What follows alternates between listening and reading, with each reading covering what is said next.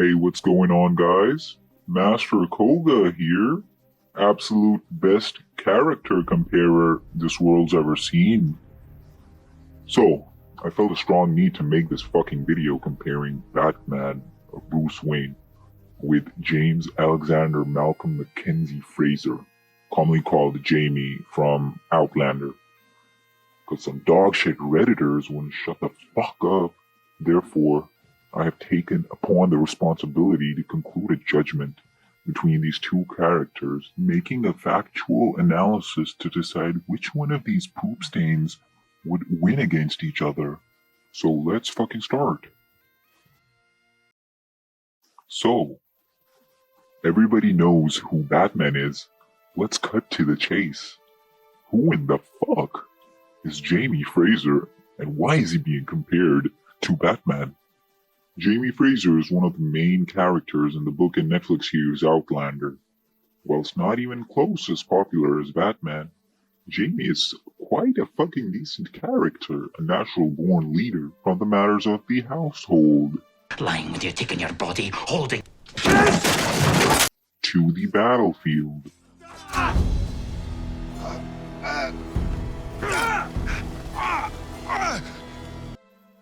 Jamie was born to the Highlander clan, Clan Fraser. He was raised to be the future lord of his family estate. However, Jamie's life starts to go haywire when he defends his family and property against the English as they set upon his home. So Jamie resists the English, and there's only much he can do before he gets dumpstered by them. He gets 200 lashes flogged, he becomes an outlaw, and has a price on his head now.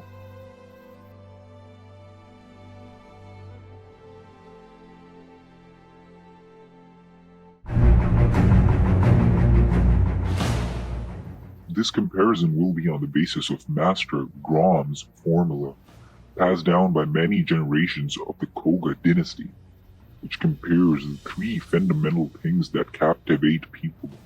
Number 1, the person's physical appearance, strength, and the choice of clothing.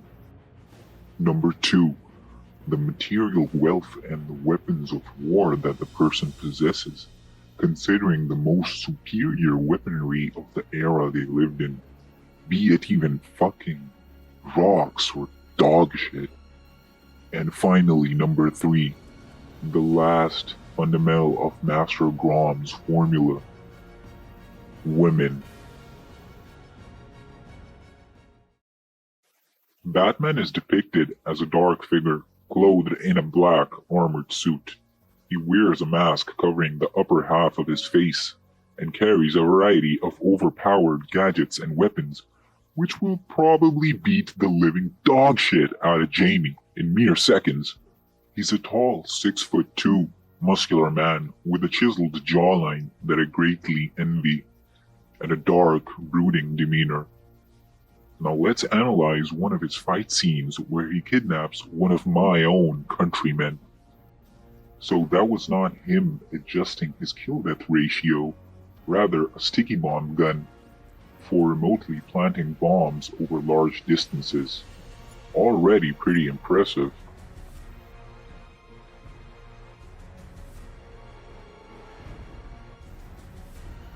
A most fearless leap of faith. His cloak, or more specifically his cape, can become rigid and hard, which is an attribute that Jamie's kilt does not possess, which is always flaccid. The rigidity of his cape enables him to catch the wind and glide towards his destination. As is apparent, Batman can effortlessly shove and force his way through many of these dog shit brutes, all the while preserving their life as he acts violently, shitting all over them in combat, then even slipping into the shadows right under their noses. These kids are so blind! And of course these pussies call in the special forces. And Batman is back with a perfectly executed tactical engagement, dumpstering 3 poop stains in under 5 seconds. And that is one of my countrymen that he is intending to kidnap. Here comes in the intelligence of Batman, where he tactically uses the hostage he captured as a meat shield against the special forces.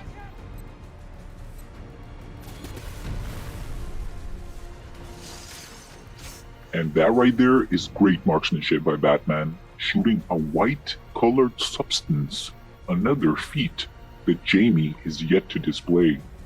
It seems so that it was a device he is using to evacuate, which clearly shows how overpowered Batman's gadgets are.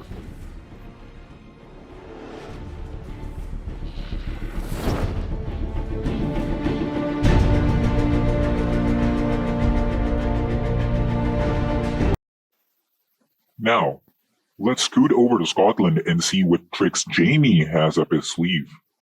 Jamie is described as very tall at 6 feet 4 inches, making him taller than Batman, and thick wavy red hair with slanted blue eyes to charm the lasses. While Batman's height and broad shoulders cut a large figure, it is safe to assume Jamie would cast an even larger shadow over the Dark Knight. In general, Jamie is charming and admirable. However, the members of Clan Fraser are known for their stubbornness, and Jamie is no different. Time and time again, Jamie's inability to sway his own thought process in any situation has done him and those around him more harm than good. Jamie's choices of fashion vary greatly. However, he fastens a blue and grey colored tartan kilt as a staple of his wardrobe.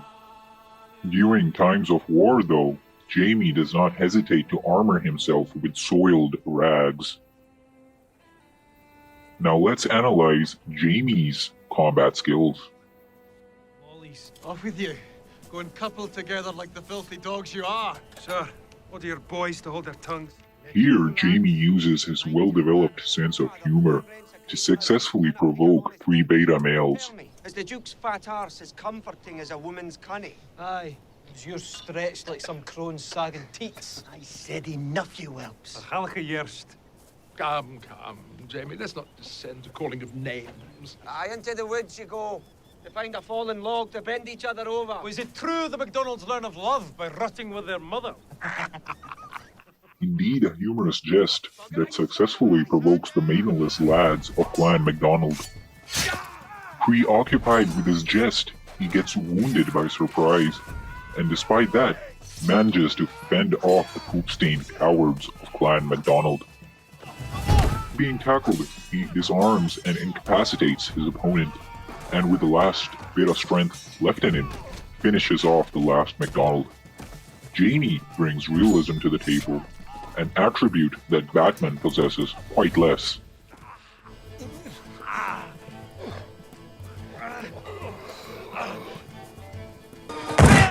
Jamie's arsenal consists not only of swords and sabers, rather, he wields Victorian-era rifles and flintlocks as well. Phenomenal marksmanship, on par with Batman if I say so myself, pierced right through that poop-stain's heart. Even though Jamie does not possess the fancy gadgets Batman brandishes, he does command remarkable power with the weaponry of the 18th century. Here, a local law enforcement officer is laying siege to Jamie's house. Yet, he remains calm and defends it honorably. Surrender, Fraser!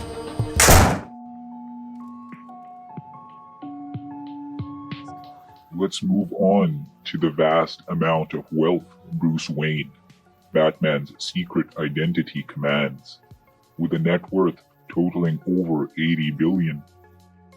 Here, this dipshit buys a whole hotel just to swim in the decorated pool. Sir, the pool is for decoration and your friends do not have swimwear. Well, they're European. I'm going to have to ask you to leave. It is not a question of money. You see, I'm buying this hotel and setting some new rules about the pool area. It's safe to assume Jamie could never carry out a feat like this, perhaps only in his jests. Mr. Wayne's fortune stems from the company Wayne Enterprises, which he inherited from his parents. The seemingly limitless cash facilitates his various Batman activities, enabling him to finance the supply of toys he uses, as well as the fucking overpowered vehicles. Despite Mr. Wayne's enormous wealth, one could argue it is in fact all dogshit inheritance. Given if he were to start from scratch, just like Jamie does, or even if he was from a middle-class family with an average annual salary, it is most probable that Batman would never come to be. Fortunately for Mr. Wayne, though, he is in fact a billionaire. In contrast to the playboy dipshit that is Bruce Wayne, Jamie's wealth has seen many ups and downs, never really reaching the level that Bruce Wayne flaunts. However, Jamie has worked his way from nothing into the upper echelons of high society. Jamie has useful knowledge of 18th century trade and business, from running of a humble print shop all the way to his most successful business endeavor, being a fucking wine merchant in Paris. But this is just him taking over his cousin's business temporarily. Though this is the version of Jamie that is shown as most extravagant and luxurious, however, it is a short-lived one, as the dipshit moved on to North Carolina soon, where he becomes the proprietor of 10,000 acres land, granted to him by the governor strategically for his expertise as a soldier. Jamie names this area Fraser's fucking Ridge. Moving on to the final and most important principle: women. Batman has three main women that we will be touching upon, respectfully, of course, as you and me both.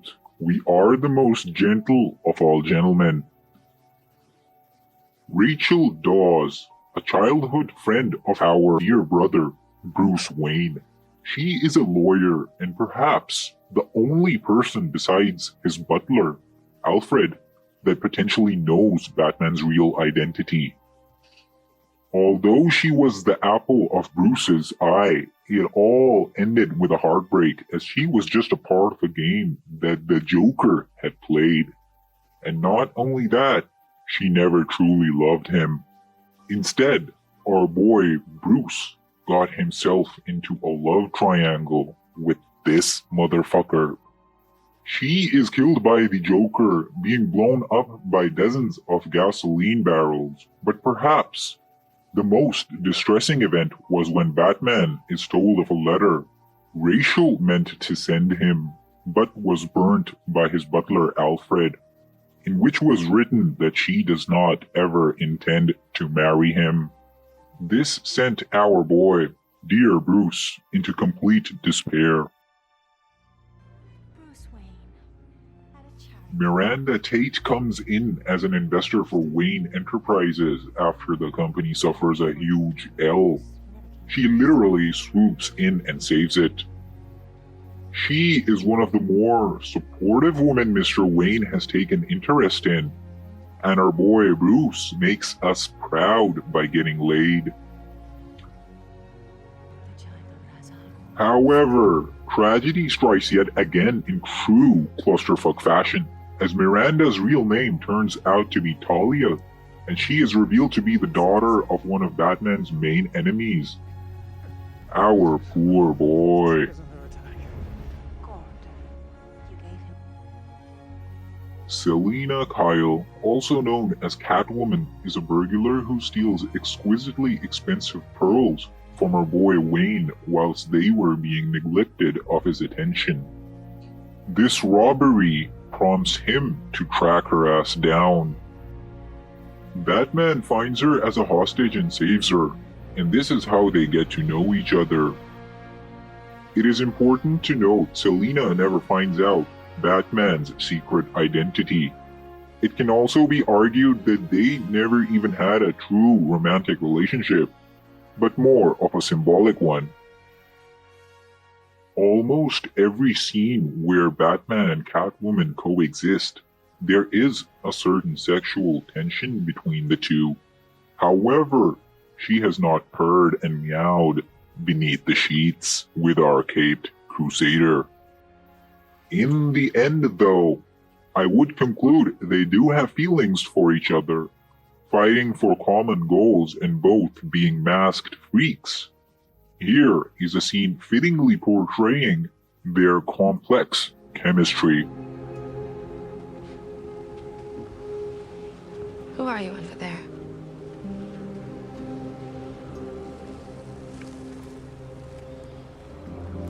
What are you hiding? Are you just... Yeah. Now let us discuss Jamie's romantic affairs. As you may have noticed in this video, this woman makes many appearances. She is Jamie's loving wife, Claire Fraser. Claire is a doctor by profession and possesses a vast amount of knowledge for medicine. Claire is also a time traveler, having traveled through the power of some dog shit magical stones from the 20th century to Jamie's era. Here she fell in love with him and has remained loyal to our boy. Time and time again, she has healed Jamie's wounds and given him the pleasure of her company. However, she is just as stubborn at times as Jamie, hence their chemistry. Jamie will fiercely kill anyone who dare touches Claire with malintent. Leary Mackenzie is a fair young maiden who develops a crush on Jamie and is hugely jealous of Claire.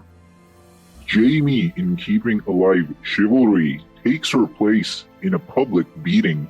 This is when she falls in love with our boy.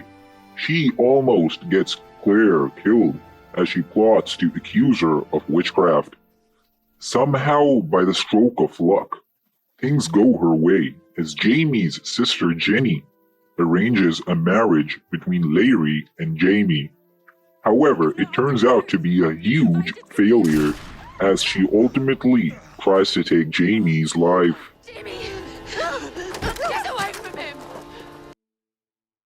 So, who'd win, Mr. Wayne or Mr. Fraser? Imagine them both tossed into the Colosseum. Batman in rags and Jamie in his breeches. No weapons, just fists. It's safe to assume Jamie would put up a good fight, but ultimately, Batman, with his expertise of mixed martial arts and greater mastery of close quarters combat, would dumpster the dog shit out of Jamie. However, what if we involve Claire into the matter? It is most probable with Claire's involvement, Jamie will go batshit crazy. Multiple swift mutilations of Batman's body would take place, and he'd be dumpstered just as hard. By Master Grom's criteria, I conclude both of them are near equals in a brawl undressed and unarmed. However, if both of them face off with their own arsenal, Batman would certainly destroy the living elephant shit out of Jamie. Make sure to subscribe for more content. Master Koga here, signing out.